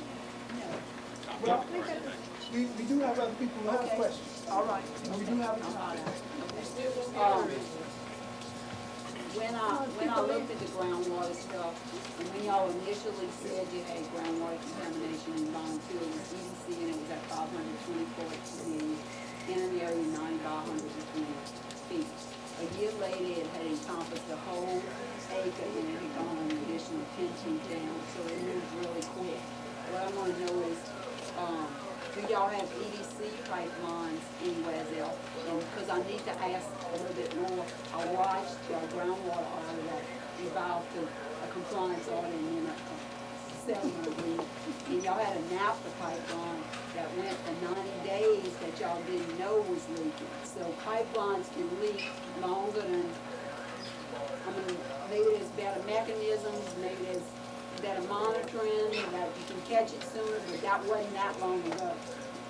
And that was 90 days, and it was all encompassing in one settlement. So. Our EDC pipeline is above ground. It's not underground. But we can show you. Well, the one that leaked the perk was above ground, and nobody walked it for 3 hours, and it leaked that much perk. Okay. I've given Wilma my promise that we have the last question. But they will have the next one. It's just a real quick question. It's something that was brought up before in past meetings, and it's essentially, what is it going to take for Dow to be able to say, all right, we're responsible for this? You know, what sort of evidence do you need to see? Because what we're hearing tonight again is there's still not enough evidence in. We can look at this map and see that there's a whole lot of vinyl in the ground. There's a problem. It's certainly a public relations problem that I assume that you all want to clean up as fast as possible. You have a whole lot of more resources at your disposal than we do to be able to find this out. Now we're talking about finding pressure gradients, putting some more monitors in the ground to make a better model to determine this. I wonder how sophisticated it's got to get. From our side, we can look at this and say, obviously it's coming from Dow. Nobody else is making vinyl. I just wonder if you could just tell us a little bit about what you're looking for. What do you need to see so that you can accept blame for this? You know, step up and say, hey, we're guilty. Let's move on with this, because looks like you're holding the whole process up, and people need help. If we are, I'll come back and tell you. And you won't have to wonder if I said it, okay? Secondly, and I did explain this before, if you look at that map, the concentration is right here. Now let me ask you, do you believe that North Plaquemine is the source of groundwater contamination? I certainly don't. It says that there's a lot of things that we don't know. I really think that for the good of the community, all of us, we use the water too, by the way.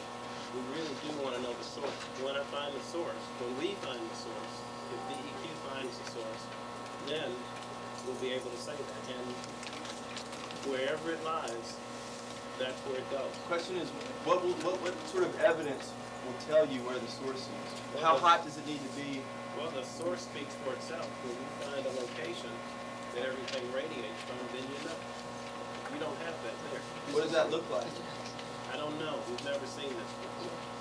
I don't know what it looks like. Indefinitely. All right. He's If you want to answer. No.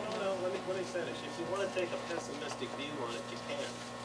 But you know, you can look at it the other way. You know, you can say that we're going to work and try to find it, and then we're going to try and do something about it when we find it. I mean, it's up to us at the end of the day. You know, I guess I detect anger from you over this issue, and that I don't understand. I understand her position. I understand what these people are telling me. They're saying that, you know, they got something that they didn't ask for that they have to deal with. But, you know, if you look at the information, you know, I don't understand where you're coming from. And I guess my answer to your question is, at the end of the day, we still got to go fix it, right? It would be good if we knew what it was we were going to fix before we did it. That way we could get it right the first time. So that's my position.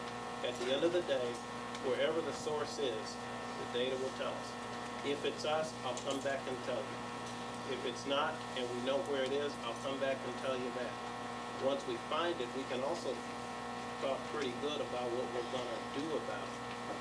Until that point in time, if you wanna jump to a conclusion, go right ahead, but I don't see how that helps the situation at all. It doesn't help the people in the room, it doesn't help the community, it doesn't help anybody. If my only concern was public relations, man, I wouldn't be here. That's the truth, I could go home. But, I'm here because I do care. Now, you can choose to believe that or not, but who else from Dow has come here and talked to you tonight? When was the last time you saw a Dow vice president sitting here talking to you? I'm not here because I don't care, I'm here because I do care. So, I'm not asking you to trust me either. I'm just asking you to look at the data, listen to Ms. Super, listen to the DEQ, and try and understand what we're trying to do here. A lot of people are angry, don't they? All right. Not just Dana. I understand that. All right, it's 3 minutes to 8. Wilma, you got the last question, then Ms. Hastings is gonna close this. All right, this is addressing some of your points. All of these people from the Myrtle Grove Trailer Park have suffered extensively through this process. I dare say that every one of them would say, I hope it never happens to another person or another community. Okay? We don't want to be in the next community and getting you to come to the next community and tell what it's like. You heard from people from other communities. You look at that groundwater plume, it's big. It's huge. You've got new water hooked up to you. It's under what is referred to as North Plaquemine. In 2 of DEQ's letters from wells that they tested, they put in there to the well owner, it's recommended that you discontinue use of that well. There are other wells that we probably don't know about. There are other people with wells, all in that North Plaquemine area that are, quote, over the plume as identified by DEQ and Dow. These people probably don't know that they're over the plume. But you ask DEQ or you ask the legislature, how did it happen that a plume this big went undetected for however long it took to get to that extent? And then the next question is, that's an industrial facility, it's Dow. We have rules and regulations about groundwater contamination and evaluation. We have, when you build a new site, you have to go in and prove that there's no groundwater contamination under the site. You have extensive money that's been spent by Dow evaluating the groundwater contamination here. And they kept saying over and over again, there wasn't any in the area. And then when they went in and did the borings, it was there. Where is the breakdown in the legislative and regulatory process that allowed contamination on an industrial facility and contamination under a community to get to that large an area? What went wrong and what do we need to remedy that so that this is the last community in this condition? And so that's something that the legislature can investigate and DEQ really has to respond to. How did this happen? Good point. All right, I just want to say before we turn the meeting over to Alberta and Ms. Hastings to close, Martin Luther King said that you don't have to be mean to be seen or loud to be proud. And he's looking down on us from heaven. And I want to just say as a facilitator, I really appreciate the way that you have been civil to each other and with each other tonight. So I hope this has been a good process and you listened and learned, and that maybe all the questions ain't been answered the way you wanted them to be, but you showed respect for each other, and that's the most important thing. So thank you. Okay, Myrtle, anything to say? All right. You don't have any more questions? No, well, at this time, is for someone who didn't want to get in the circle, so make me go there on Elizabeth. Now, at this time, we're concluding this meeting. I want to know, would you like to have another meeting? Because there's unfinished questions. Is there any hands that would like to come back again? What is the next step, Dr. Edwards? We have to go further on. The past is a history, but the present is a mystery. And there is a mystery, and we're all looking for a miracle. So on behalf of the Louisiana Environmental Action Network, we're not saying I, but we are in this to the end. And we are saying, with God's help, we will find the miracle. Say good evening and have a safe trip home. Let's stand, please, for closing prayer and holy name. Everybody get in a circle. Better leave this. You don't want these circles? Please. Let's get another circle in there and get them back in there. Got it? Okay? All right. Oh, come over here. There you go. All right, Don, you want to lead us in the prayer? All right, all minds clear. God, we thank you for this night. We thank you for this opportunity to fellowship with each other. You've asked us all to be of one mind and one dominion under your rule. And so we ask you to guard us tonight as we go to our homes and various places of reside. Thank you for bringing us thus far. We know that you will take us the rest of the way. We thank you for all these blessings and in your Son, Jesus Christ, our Messiah. Amen. Amen. Thank you all for coming with the community people of Myrtle Grove and the